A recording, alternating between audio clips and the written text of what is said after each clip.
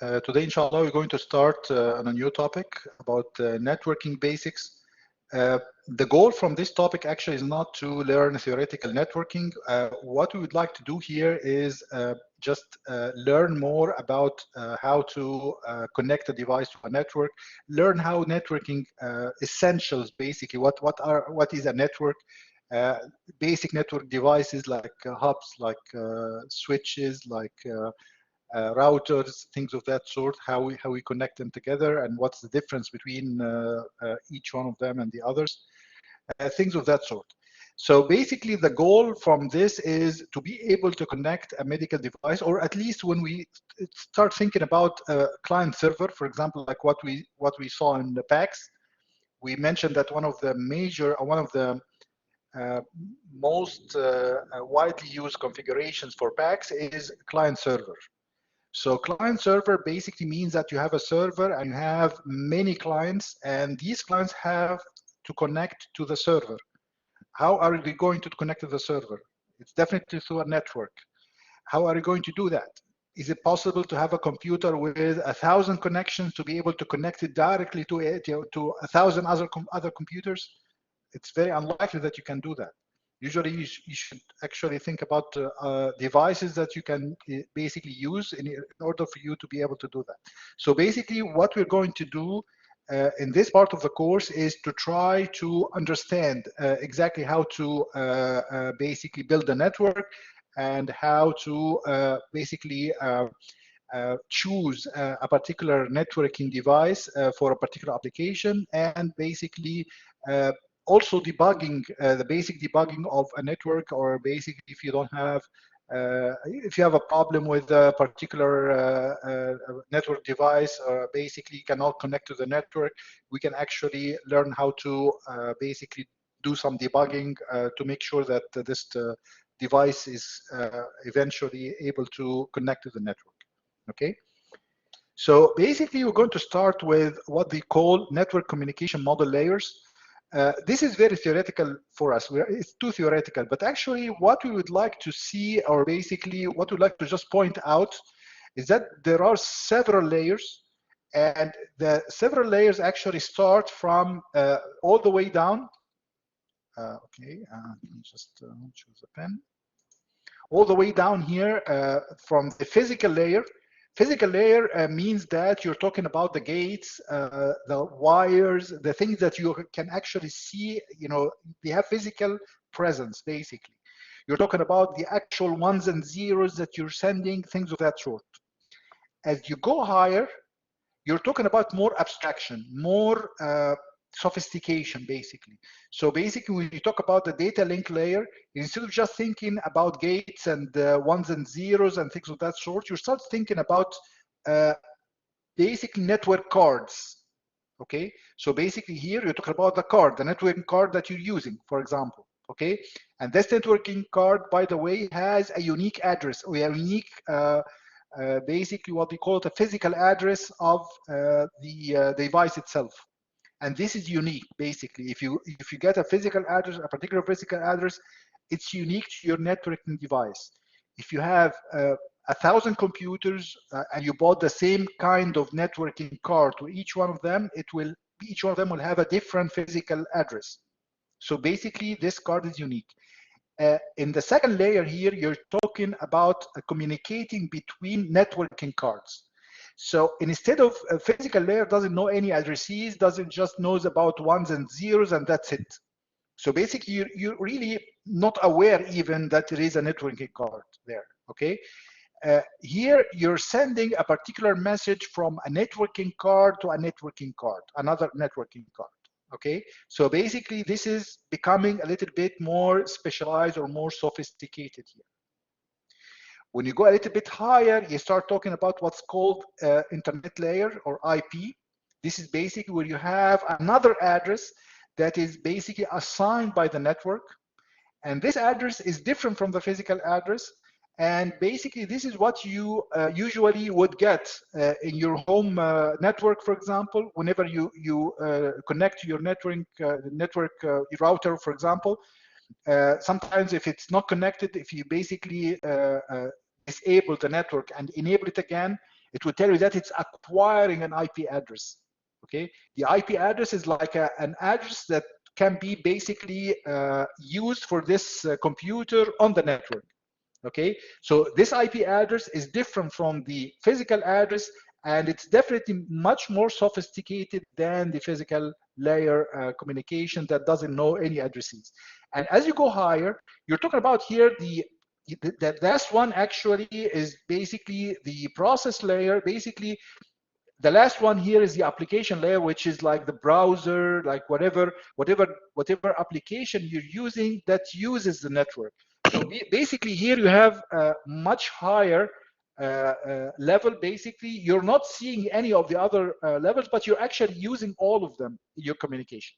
So basically, it's not like level 7 means that I don't really care about the other ones. No, they are all present basically, but basically you don't see them.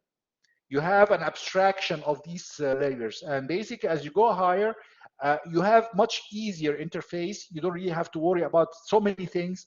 Here, as you go down, basically you have a lot of things to worry about, and basically the network design itself is meant for the application layer to be able to utilize the network in a standardized way, and basically doesn't have to worry about all the other layers.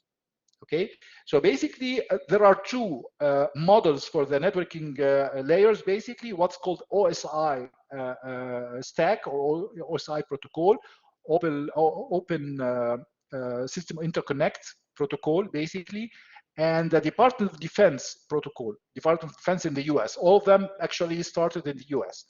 Basically, they are equivalents in some way. Okay, so basically, if you're talking about what's called network access layer, you're talking about 1 and 2 and probably some part of 3. If you're talking about internet layer, it's internet layer, which is IP basically. It's basically it's equivalent to basically 3. So basically, these are very much equivalent. Basically, the TCP or the host-to-host layer is related to the 4 and 5 here. And basically, when you talk about the process layer is actually it can be a session or presentation or application. So basically, this is the highest layer in the Department of Defense stack. This is probably can be in more detailed in the OSI model, which can be basically 5 or 6 or 7. Why do we need to learn about these? Actually, you just need to learn that there are different layers, and each one will have different characteristics. For example, if I talk about a device working in the physical layer, this means that it doesn't know anything about addresses, doesn't know anything about networking cards, doesn't know anything about physical addresses, it doesn't know anything about IP addresses. Okay, so basically it has to work in a different way. It has to work without knowing all these things. So basically it's very simple, but it doesn't really have any intelligence. Okay, this can be a problem. Okay, as you go higher, you specialize, you become more efficient. Let's start talking about some devices in order for us to be able to understand this a little bit more. One of the important things that we have to learn in this part of the course is to basically understand the different devices that you are going to use or people actually use in the network. You hear about hub, you hear about switch, network switch, you hear about router. Yeah, you know, these kinds of things. You need to know exactly what each one of them means, okay, so that you can use them, or basically if you have to choose which one to buy, you have to understand which one is probably the best for your application or the most appropriate for what you're trying to do. Basically, let's start with the hub. Okay, hub looks like this. Basically, this is like what's called Ethernet hub. Basically, as you see, it's wired. Okay, so all you have to do is just get one of these and connect your clients with wires, with cables, like Ethernet cables. All of you know how Ethernet cables look like. Basically, all you have to just connect them. Okay, once you connect them, you can actually send messages from any one of them to the others. Okay, so basically, the fact that this hub actually works in layer 1, okay, means that it's basically the lowest of any device that you can use. Basically, the lowest level or the lowest, it's actually working in the lowest layer of any networking device that you can find. Okay, so basically, let's just go from the beginning first. The hub, first of all, is an order device. I'm going to say exactly why now. For connecting multiple Ethernet devices on a network. And you do that typically by using shielded twisted pair copper wires. This is basically the network cable that you are, that you saw 1,000 times before. This is called basically shielded twisted pair copper cable, and basically this make them function as a single network segment. So basically, they can see each other. Okay, once you do that. Basically, if you're talking about the hub, basically, I was saying that it's working at the physical layer. Physical layer means that it doesn't really know anything about the messages that are sent to it. Basically, there are no addresses. Okay, so basically, whatever is sent from a device here, okay, gets basically replicated on the other wires. That's it. It takes whatever is sent to any one of its inputs and replicates it basically to all the other ones. So for example, if I wanted to communicate from computer 1 to computer 3, what's going to happen is that I'm going to send through the hub, and basically this message actually is going to go to both 2 and 3. So basically, it's not going to just go here to 3 only. No, it's going to go to 2 and 3. Okay, so basically, this is kind of a problem because first of all, it's not secure. Basically, it means that a computer in 2 here can listen to what you're sending to between 1 and 3. There is no way you can actually prevent that. Okay, so basically, they do not read any of the data passing through them, and basically they are ignorant of the source and the destination. They don't really know anything like that. You have to have addresses to have a source and destination, basically. Okay, imagine that you're sending an email without a sender, without you don't include your sender address, and you don't include your receiver address. Okay, so no sender, no recipient. Okay, what's going to happen? Imagine that you have an internet service that would take this message and basically delivers it to everyone with an email address in the world. Does it make any sense? It doesn't make any sense. Okay, this is what hubs do basically. They take messages without any information, without any sender information, without any recipient information, okay, or receiver information, and basically they just deliver them to everyone. This means that this networking actually is going to be very busy, because basically any one of these computers, if any one of these computers sends a message, then it has to send it to everybody else. So basically, you cannot, if you have, for example, 10 computers connected through a hub like this, basically, if you have only one of them sending a message, then it has to be delivered to another 9. You cannot have, for example, 1 communicating with 3 and 5 communicating with 7, for example, independent. No, you have to wait. Okay, you cannot have both of them at the same time, because basically at one moment, you can only deliver one message from one of the sources to everybody else. So basically, this is a big problem. In addition, of course, to the security problem. Basically, we talked about, man in the middle. When we talked about the cybersecurity, man in the middle actually, basically a kind of attack where somebody actually stands between you, between basically the sender and the receiver, and basically read the messages in between. Okay, basically, if you have a hub, that's it. You can just connect to one of the connections here, and you're in. That you listen to everything. Okay, so this is a big problem from the security point of view. Okay, so basically, hubs will only receive incoming frames, regenerate the electrical signals. Basically, we're talking about the level of electrical signals here, because it's the physical layer. Basic, whatever is sent, like for example, you have 1s and 0s like this. Okay, you have a pattern like this. It will take this and regenerate it in all the other outputs. So basically, it detects if there is any input in any one of its basic devices from any one of its devices, and basically replicates everything.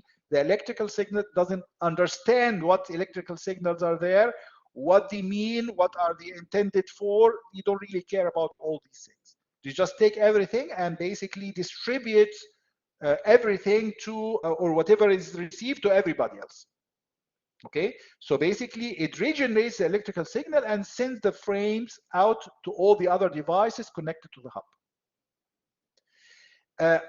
The problem that we said just a few minutes ago, because the hub repeats all the frames to all of its attached network devices, it is not only it not only increases the network traffic. So basically, whenever one is sending something, nobody else can send. Okay, so basically you have a problem. You might have congestion in your network. Okay, so basically this is a big problem. And in addition to that, it's a security risk.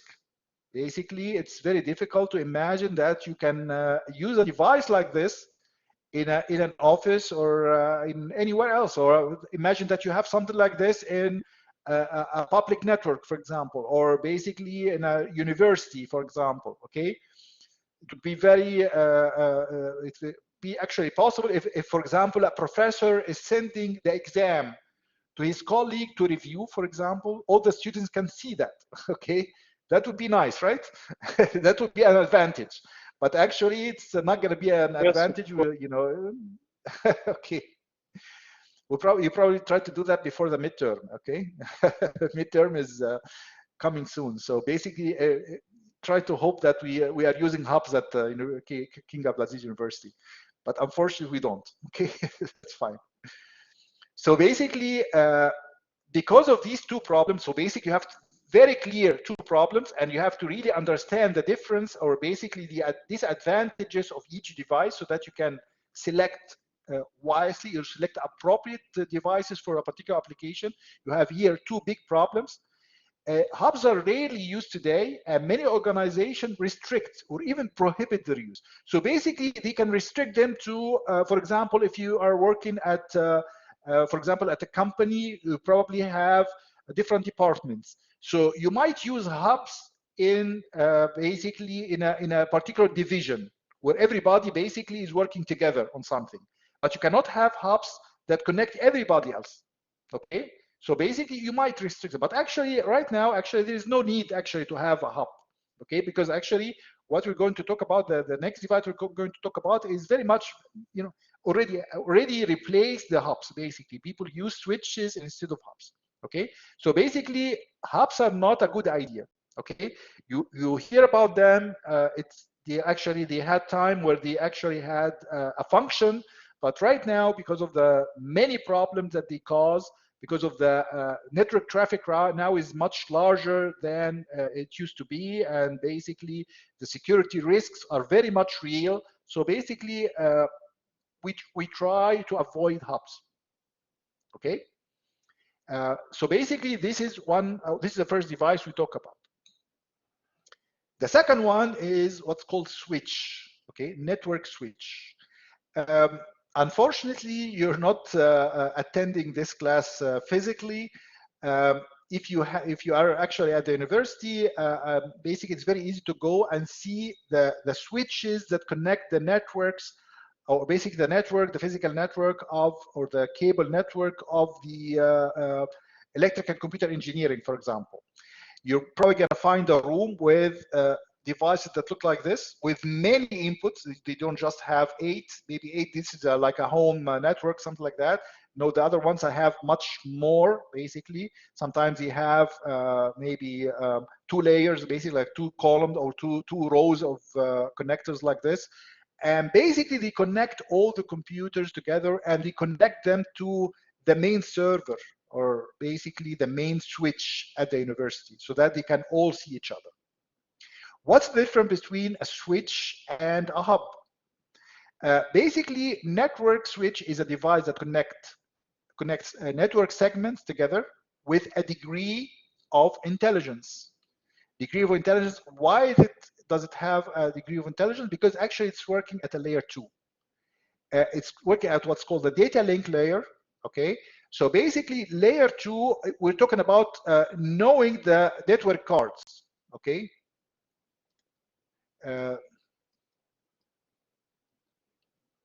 network card has a physical address and it's unique, okay? And basically, being at this level, actually, the switch can learn which device is connected to each port. So basically, for example, port 1 here, it can actually, whenever you connect a device, it communicates with that device and gets the physical address, okay? This is actually what's called the MAC address, okay? Okay, so basically we're going to talk about it in a minute, okay? So basically this MAC address is the physical address of this network card, okay? And whenever a device is connected, it learns about its MAC address. And then when you receive a message from one of these devices, it looks at the message itself and sees the sender, knows that this MAC address is whatever MAC address that it learned about at whenever the device is connected, and basically learns which one of the other addresses the message is intended for. You can, of course, one of the options, of course, is to send a global message. Basically send like a message to everybody, okay? It's an option, but actually you don't have to send to everybody. You can actually send to a particular network card, another network card, and basically it delivers the message from this one to this one. For example, if you're sending from 1 to 3, it will send it only from 1 to 3. It doesn't send it from 1 to 2 and 3 and 4 and 5 and 8, and it doesn't do that.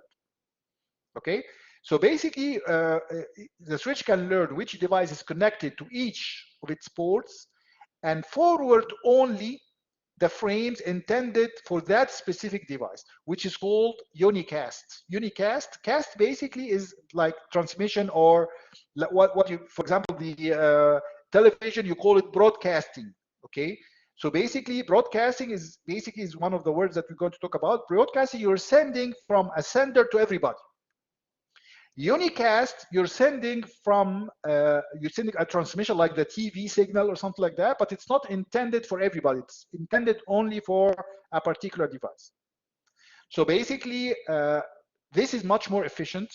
It makes the switch able to make communication between 1 and 2 and 3 and 4 simultaneously. Basically, you don't have to wait for a particular transmission to end to make another transmission. So basically, it's much more efficient, much more secure. And basically, this is what is used today to connect all the wired networks everybody uses here at King Abdulaziz University or anywhere else. Okay? So the idea here is each device connected to the switch has a unique, what's called media access control. It's a media access control address, which is the physical address. Sometimes they call it also hardware address. Physical address is actually used a little bit more, okay? And I'm going to, what I'm going to show you today, I'm going to show you my physical address here at my computer, basically. And it's very easy for you to see your physical address as well, okay? One of the problems in the homework of this part of the course will be to basically read your physical address and basically report it in the homework. That's it. Okay. So basically, I'm going to show you how to do that. Okay. So the switch learns by examining the MAC address that is included in the frame that it receives, and then associates its port with that MAC address of the device connected to that port. So basically, when I connect a particular device or a particular network access card, basically, we call it NAC, network access card, okay? This network access card has a MAC address, okay? So basically, whenever I connect it here, basically what I usually do, what the switch does usually is to learn about this MAC address and then waits. Whenever another one of these devices wants to send to that particular MAC address, for example, MAC 1 here, it will send it only to this one here. So it learns which MAC address is in which switch port here, and basically redirects the unicasts, the specific messages intended for one receiver to the only receiver that has the same MAC address. What would happen if I send a message to a device that doesn't exist? If I send it to a MAC address that is not there, that is not connected, it's not going to be delivered anywhere. Okay, so basically this is very efficient, because basically I'm sending the message only if I have a device with the same MAC address, which is really much better. If I'm connected here from another device, if a hacker is connected to this port here, and I'm sending from this port here, from port 1 to port 8, okay, here, sorry, okay, I'm sending from 1 to 8. Port 2 here doesn't listen to anything of what happens between 1 and 8. Doesn't have a copy of what happens, okay? This is much better, much higher security, much better performance of the network, because you're sending only between the sender and receiver. You're not sending to everybody. You're not sending everything to everybody. Hubs actually do that. They send everything to everybody, okay? Remember this example. You want to send an email to your instructor. You want to send an email to me, for example, okay?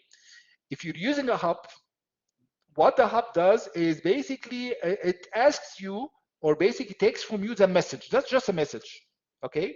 Doesn't take your address, doesn't take my address, and basically takes the message and sends this message to everybody in the world, and everybody in the universe, actually, okay? So basically, when I receive this message, I don't know who sent it. I have no idea who sent it, okay? If I see that this message has something to do with 681, I might read it, okay? Otherwise, I might just discard it. So basically, it depends on the way. Basically doesn't have much detail about the who's sending and who's receiving and things of that sort. Okay, so this is a big problem. Let me, before we proceed actually to talk about other things, let me first I'll switch this off, this presentation off, and basically show you my computer and basically work together and see the physical address, how to see the physical address of my computer, okay? And basically this is gonna come later on, but there are a few commands that you can get from what's called the command prompt, okay, from Windows. So let's just close this first, and then what I'm going to do is I'm going to share my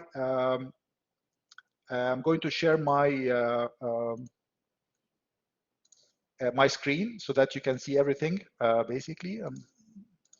So this is my screen. I hope you see it now.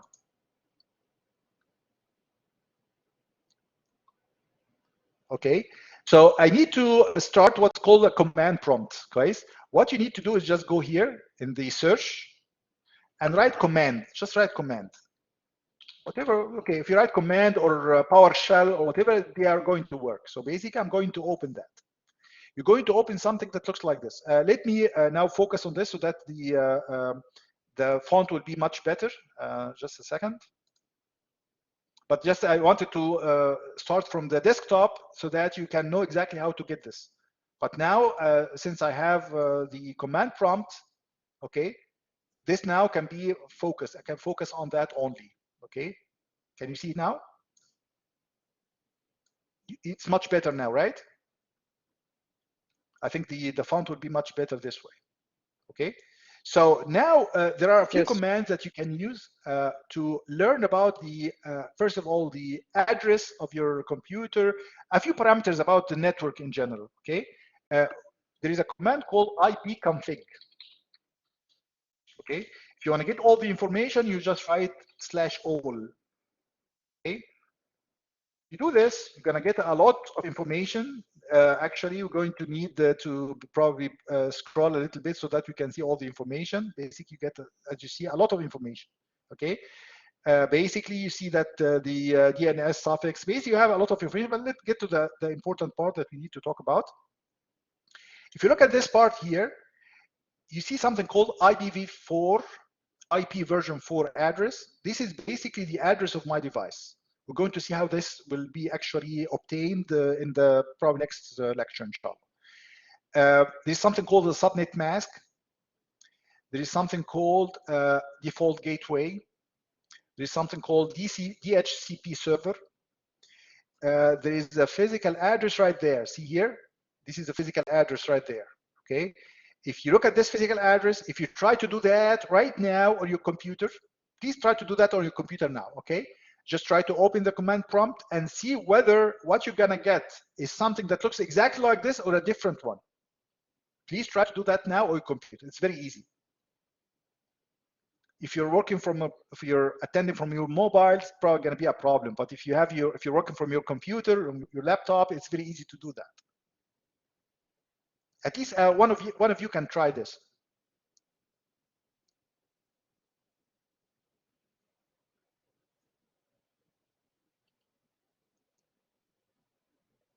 ipconfig.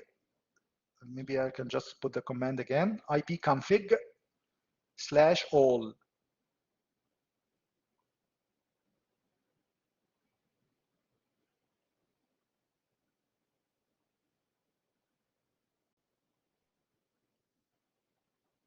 Okay, let me see. Okay, can you post the address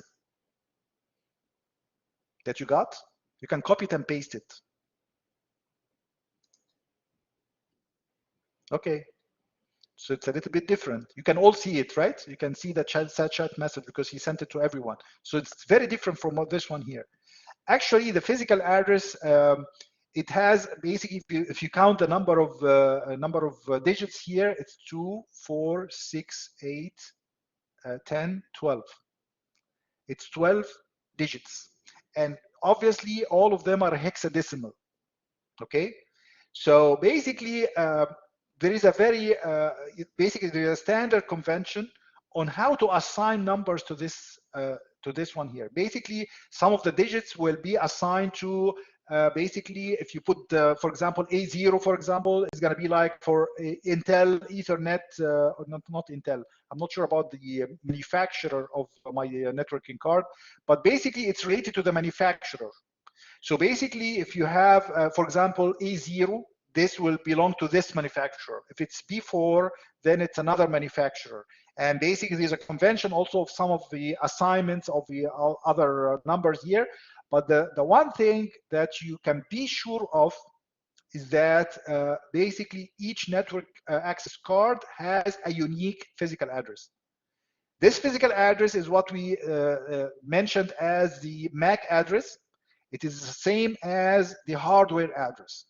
Okay, so it's unique to each networking card. Okay, so this is very important. Okay, there are a few terminologies here. I'm just going to mention them. There is a terminology called DHCP. Okay, you probably heard about that from your home router. Okay, we need to learn what this means. Okay, there's something called IPv4 address. Basically, there's IPv4 and IPv6. IP version 4 and IP version 6. What's the difference between these two? Okay, this is one of the things that we're going to learn about. Okay, there is something called, basically this address here, basically this is, how my computer, if I'm talking about, I'm communicating on the next level, the IP level or IP layer, okay, Internet Protocol layer. Basically, this is the address instead of the physical address here. This address is not unique to this particular networking card only, basically. So basically, for the same device, I can log in or I can connect to the network using different IP addresses. So this is different from this one here. Okay, so basically, this is important to know about, to basically realize. Okay, so this one here is assigned by the network. This one here is a property of the hardware that you have. There is something called a subnet mask, and this subnet mask has a very important utility. We need to know what it does and how we can set it, and this is one of the things that we can configure in our network. The lease and things of that sort, they are not that important. There is very important address here called the default gateway. And this default gateway is usually, if you're working, for example, with the router at your home, for example, the one that you get from STC or Mobily or whatever, basically you get an address that looks like this. Basically, if you look at this address here, it's 10.18.34.1. my IP address is 10.18.34.94. So basically these three numbers, the first three numbers, are exactly the same. But this one here is 1. Here's 94. Basically, this one here is the gateway that you use to access the wider internet. Okay, so basically this address here is not my address on the web. It's not. Okay, so if you would like to basically access the web, you basically have to go through this gateway. That's why they call it the gateway. Okay. The way you connect, or the way you basically get an address, it's basically through something called DHCP, and basically you have to have a server that allows you to do that. Okay, this is probably going to discuss a little bit later. There's something called DNS server. We're going to actually also describe what DNS servers do, but they are very important. So basically, I just wanted to, to show you a few parameters that you probably need to know about or learn about, so that you understand exactly what you're doing with your network and how to configure your network.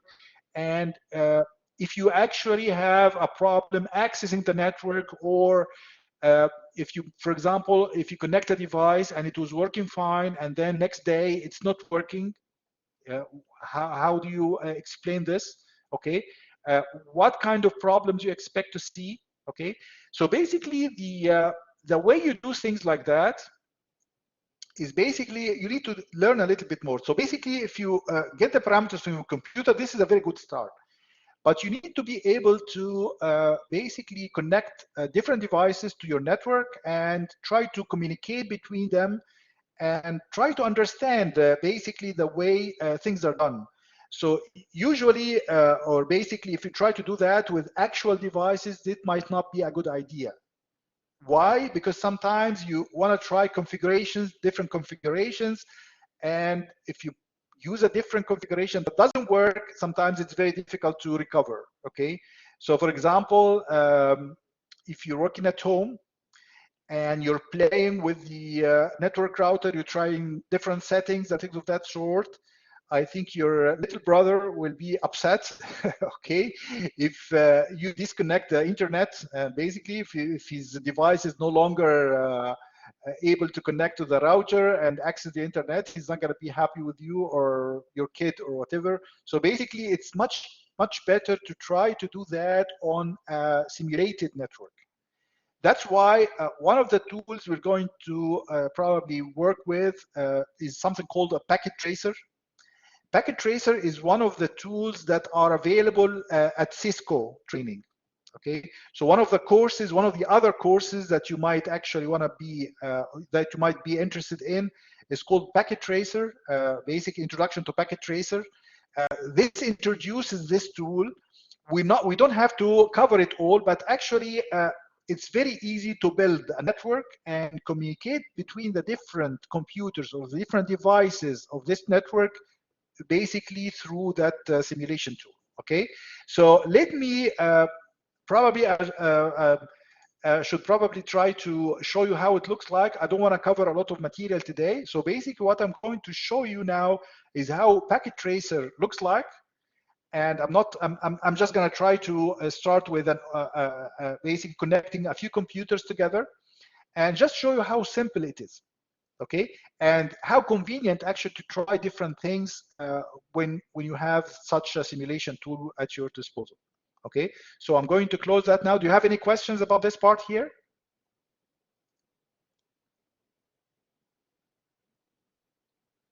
Okay, so basically I'm going to close this, and I'm going to share with you the part that talks about Packet Tracer.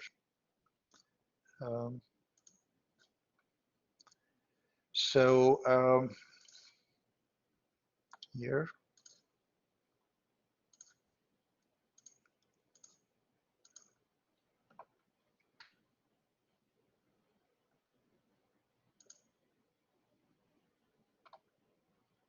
This is the software Packet Tracer. Basically, I just added a few computers. I'm going to basically, have another network here and basically configure it in front of you so that you know exactly how to do that, okay, from scratch. basically, what I would like you to see is how convenient this is and how flexible you can do things. And if you want to learn about how things are done, the difference, for example, between a hub and a switch, you can actually see it yourself here, see exactly what's going on here. So basically, you can do a lot of things with this tool. Okay, so let's go to this tool here. Let's just go to real time here. We don't really have to simulate anything. So basically, I'm going to have a new file here. Oh, okay. So right now, I would like to, for example, design a network for my home, for example. Okay. I have two desktops. I have one laptop, for example. I have a router, and I would like to connect all of them. And basically, I would like to connect the two desktop computers using wired network. And I would like to connect the laptop computer using wireless network. Okay. So basically, first of all, you see here network devices. Basically, you have the end devices here. End devices means that the computers that you can have, basically. You have a PC. I can just drag it and drop it here. I have a laptop here. I can drag it and drop it here. I can put and add another one here. So basically, these are computers right there. And I would like to connect all of them using a wireless network. Okay. So basically, I can go here, for example. Let me try, maybe I can just select that here. This is a wireless router, okay? And I would like to connect all of these together. The very nice thing about this actually is that it actually shows you almost the physical device. And basically can show you the hardware and the software. So basically, if I click on this, as you see here, this is a physical device. You can see it from here. You can see it from the back also, if you want to, okay? So basically, you can see if you have a different configuration. Basically, here you don't have anything in the back. So basically, all the outputs are there. Basically, yes. Doctor, the window is not visible. The pop-up window. Oh, okay, okay. So thank you very much for letting me know early. Okay, so I'll close this and basically share the desktop. Thank you very much.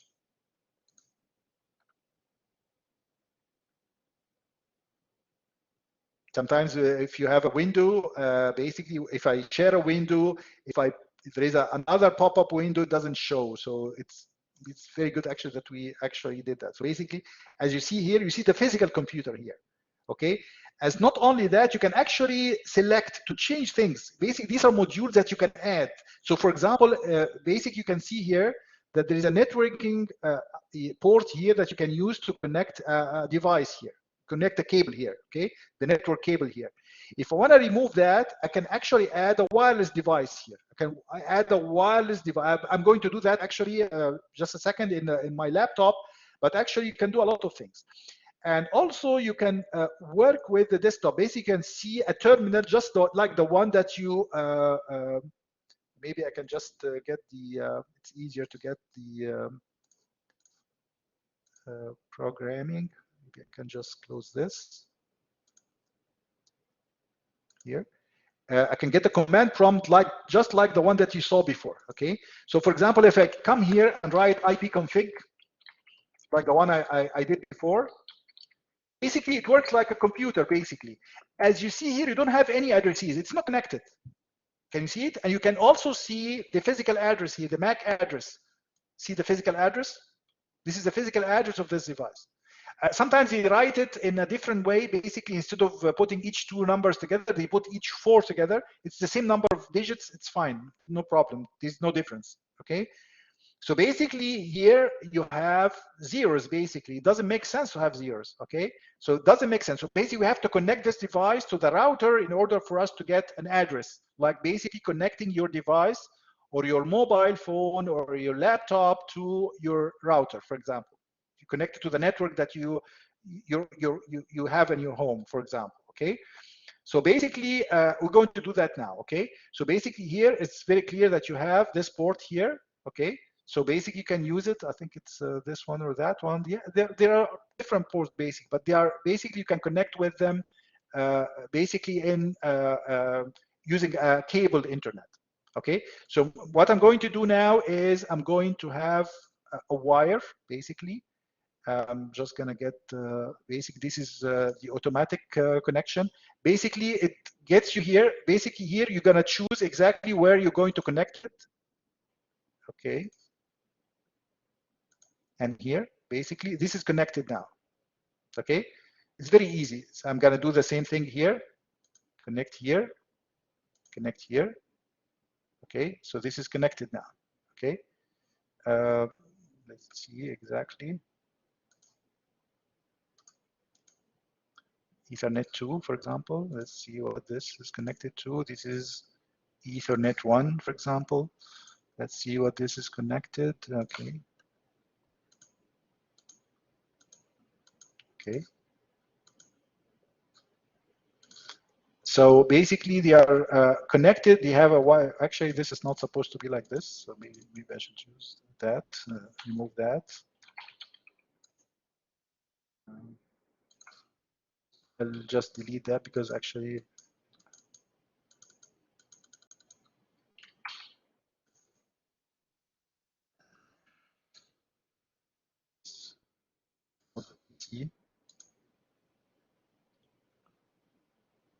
I'm going to connect it here to fast Ethernet. I'm going to connect it here to, this is supposed to be Ethernet 2. Actually, probably this shouldn't be like this, but okay. So let's just delete it and just choose the right wire. Fast Ethernet here and Ethernet 1 here. So basically they are connected now, okay? Let's go to the same interface that we had, okay?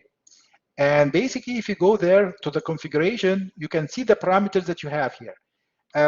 First of all, there's a difference between two things. When you connect your device, it's either configured with a particular address and you want the network device, the router, for example, to give it the same address every time. And this is actually what you would like to do for a network resource, like a printer, for example. You don't want to have your printer changing the address every now and then. Okay, so basically, but your computer usually you don't really care about that. Okay, so basically, if it has a static address, basically, then basically you can basically each time you can ask the router to give you a static address, this particular static address, and it would work with it. Let's see exactly what the current configuration is. Okay. Still zeros here, okay? Because basically in the configuration here, it's configured for a static address, and I didn't give it a static address, basically. If I choose DHCP, okay, DHCP basically will usually choose default gateway. Basically, it will contact this device here, and basically it will try to get an address based on whatever whatever the server here will give it. Like what you would do usually. Basically, when you connect to the internet, each time you connect to the internet, to the router at your home, you get a different address. Okay, so basically this is what happens here. So if I make a DHCP and go back here and try to see now it acquired an address 192.168.0.100. So now it's connected to the internet, connected to the wireless router here. Let's do the same for the other PC. It's exactly the same. I go to the configuration here and select DHCP so that it actually connects to the same router and get another address. And let's then compare the addresses that we got. Okay, let's start on my. Okay, let's see IP config also here.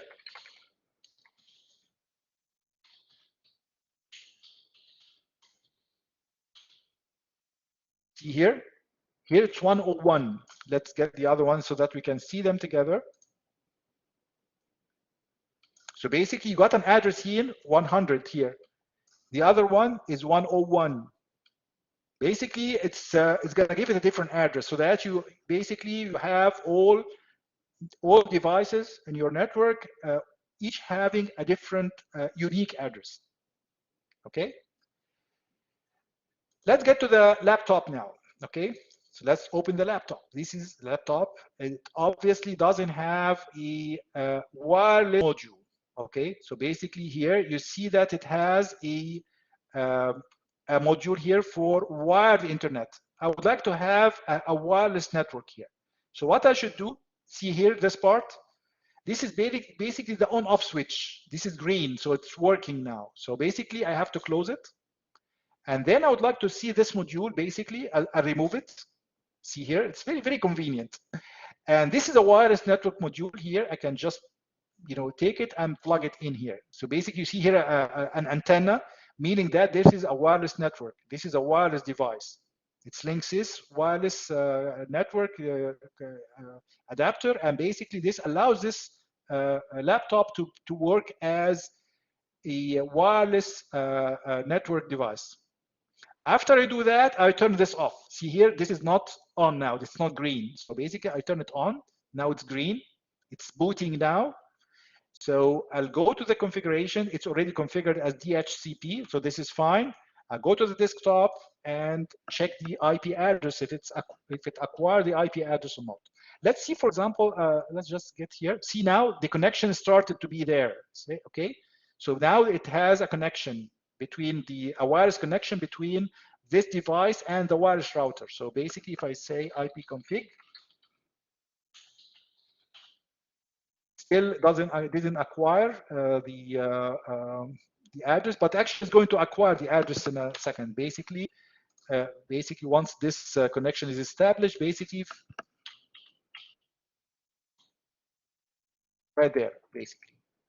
The wireless, basically, the first one here is the wired or the Bluetooth connection. It has a Bluetooth network and a wireless network. See here the IP address. No, I don't see it. Okay, let's try it again. Okay, wireless connection. See here, the address now is 102, the same as before, 192.168.0.102. The first device here was 100, 101, and 102. Okay, so basically now you connected your network. How would I know if they are connected or not? There is a very nice command called ping. Ping, okay, like ping pong, okay? But basically this is a very simple device or a very simple command that allows you to send a packet of information to a particular address. So for example, if I say that 192.168.0.100, now my device is 102. I'm sending to 100. I'm sending to this computer right there. Okay, let's see if it will respond or not. Actually, here, as long as you got a reply, then this is actually working. The connection between this device, between this laptop, and this computer is working. Let's try to get to this computer. This is a physical computer. Basically, I can turn it off, which is really nice. I mean, I turn it off. Basically, this computer is off now. Let's go back and try whatever we tried before. Okay, so the laptop is here. We're gonna try the same address, the same ping here, and see what happens. Basically, it's sending information and it's timed out, means that it didn't really hear anything. Ping, basically, you send something to an address, and basically whatever is received, you measure the delay so that you know exactly whether the network is properly connected or not. So now it's not connected. So basically, such commands are really useful if you want to make sure that a particular device is connected to the network. If it's not connected, then you would receive something that looks like this. Okay. So basically, it's basically having a tool like this, you can actually experiment with anything. You can imagine that the kind of network you would like to have and basically build it on a packet tracer and basically test it the way you want, just to make sure that everything is working. This is extremely convenient if you're trying to debug or basically trying to establish or install a network in your hospital, your company, or whatever, you want to actually build it here in Packet Tracer, and make sure that it's okay, it's working, and you don't see any problems or any congestions. All the devices are basically having proper IP addresses. If you want to separate certain segments of your network, you can actually do that and make sure that it's actually like that. So basically, these kind of things you can test very easily, actually, with a network simulation tool like the Packet Tracer. So what I would like you to do, first of all, in order for you to be able to access Packet Tracer, you have to register for the Introduction to Packet Tracer course from Cisco. So basically, when you actually did the cybersecurity course at Cisco, you will find another course called Packet Tracer. Whenever you register for this course, you're going to have a link to the Packet Tracer software to download. And you have to use your credentials for the Cisco account in order for you to be able to operate the Packet Tracer. So whenever you start the Packet Tracer, it would ask you for your Cisco account. And basically, whenever you enter your account, you can actually work with the Packet Tracer for 3 months.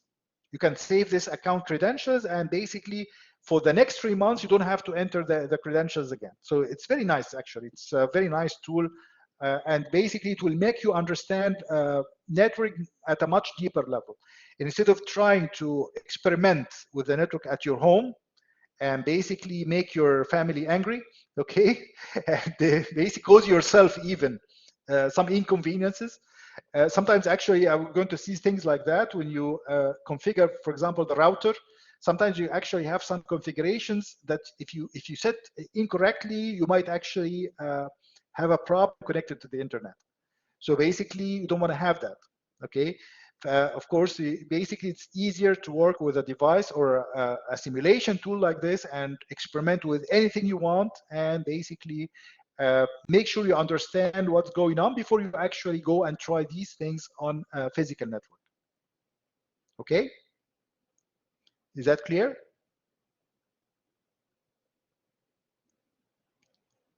Are there any questions?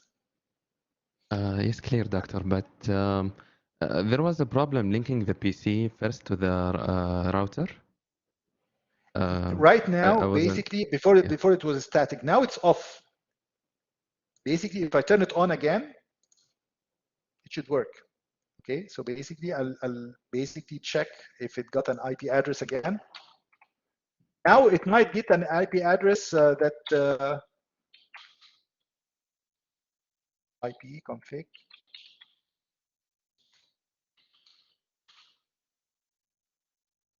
Okay, just get here. It still didn't get the address. Basically, it's still connecting. It sometimes takes some time. Maybe I can just speed it up here. So basically now it's connected. So if I try it again, got the address right back. Okay, so if I go back to the laptop and try that same ping command that didn't work the previous time, it should work now. See? We're going to test, basically, we didn't talk much about the ping or the IP config and things like that. We're going to talk about them in much more detail because we need them to debug the network, okay? So basically, this is just a demo of what you are going to learn basically throughout this part of the course, okay? I just want you to basically feel the practical aspects of what we're going to do in this part of the course. These are really useful. We're not going to get into theoretical details. We're not going to build a server like the computer engineering projects do. Basically, we're just going to connect devices together and make sure that these devices are properly connected, and basically see some of the problems that might happen to medical devices. And this is actually the very important thing that I would like you to take out of this part, is that medical devices are, most medical devices, like 95% of the medical devices now are network connected, okay? If you don't connect them to the network, then some of the functionalities might not be available. So if you don't connect the medical device properly to the network, then you're basically going to lose some functionality. For example, if you have a network device that would send an ultrasound machine, for example, okay, that should be connected to the network in order to connect to the PACS server, okay, to the archive server of PACS, okay. If the network address has a problem, like what we saw a few minutes ago, if you, for example, selected a static address that wasn't existent, that wasn't within the domain of the, or within the segment, the allowed segment of the local area network, you might not actually be able to connect to the network. You're gonna have a problem. If you select an address that is already present, that already, basically if you have an address and basically try to get that same address for another device, it's not gonna work. You're gonna have an IP conflict, okay? So basically these kinds of things are actually the kinds of problems that people see you know, while connecting medical devices to the network in the hospital. It's very important for all of you to realize that biomedical engineers have to know networking, okay? It's not an option anymore, okay? This is not, medical informatics are becoming much more important than maybe 10 years ago. I'm not talking about 20 or 30 years ago. I'm talking about 10 years ago, okay? There's a big difference between 10 years ago and now, okay? If you have a problem, or basically if you listen to the biomedical engineers working in the field, they will tell you that basically I prepare the device and I'm waiting for the IT people to come so that they can connect it to the network. So they rely on the IT personnel so that they can connect this device to the network, which is not the right way to do things, okay? Sometimes the IT personnel don't know how to deal with the user interface of the medical device, okay? And basically you don't know much about networks, okay? So which one is easier? Is it easier for the IT people to learn about the user interface of the medical device, or you learn about networking? Definitely you learn about network is much easier. And basically if you see the certification exams for, in the US, for example, there is one of the big associations, or the best association for medical devices actually is AAMI, AAMI, which is basically one of the associations that you read about in some of the literature I sent you. Basically, they have a certification exam for biomedical engineers. Biomedical engineer, I'm not talking about medical informatics specialization. They have another one for that, a specialized certification for basically medical informatics, or that is basically related to the things that are related to PACS and HIS and things of that sort. I'm talking about the general purpose biomedical engineers, the biomedical engineers that are mainly concerned with installation, servicing, and preventive maintenance of medical devices, okay? One of the requirements, one of the parts of the exam of certification for biomedical engineers is basically networking. You have to learn how to basically connect a device. You have to learn about what does, for example, subnet mask. What does this mean? Okay, what does gateway means? What's the difference between the IP version 6 address and the IP version 4? Okay, what is the meaning between static address and a dynamic address? What is the meaning of a physical address? Things of that sort. You have to really learn about these things. So basically, I hope you really try to learn this part of the course with practical practice. Basically, you practice these things with a tool like the Cisco Packet Tracer. Okay, so this is going to be very important. The project in this part will be a very simple task on Packet Tracer. So I would suggest that you basically try to download it, and in case you have any problem, we can discuss it next time, inshallah. Any questions? Okay. So basically, inshallah, we'll meet next Sunday. I sent you about the midterm exam. Basically, I confirmed that we can do it online. So hopefully, inshallah, this will be okay with everyone. And basically, those of you who are, basically, it's very difficult. I understand that it's very difficult. Even if you can drive the distance, it's not a good idea to drive it at night. I mean, it's really it's not a good idea, basically. So basically, for your safety, for basically convenience, for everything, we're going to have it online. Okay. And last time when we discussed this, I mentioned March 13th. I actually thought that March 13th would be the next Sunday, the following Sunday after the spring break. But it turned out that spring break starts on the same day, from the 13th to the basically Sunday to the 13th of the week. So basically, the Sunday right after the spring break is the 20th. Okay, so basically, it's the exam will be March 20th. And I reiterate that the exam will stop at PAX. Basically, whatever we're covering here on the networking part is not included in the exam. Okay, I want you to feel comfortable with the other part, the part that you already had, and basically don't want to give you something and just examine you the following following lecture. So basically, you have a lot of time. You have almost 2 weeks from now to the exam. So basically, more than 2 weeks actually. So basically, please try to go through the material we covered so far. And if you have any questions, we can actually dedicate some time in any one of the next lectures next week, inshallah, to answer your questions, inshallah. Okay? Don't wait until after the spring break starts and you start reading the material after that, and you have questions and you have no way of getting answers. Please try to go over the material. If you have any problems, if you're not certain of anything, ask me, okay, in the lecture, so that everybody knows the answer, okay? And good luck, inshallah. Any questions before we close? Okay, so I'll see you inshallah next Sunday. Shukran. Assalamu alaikum.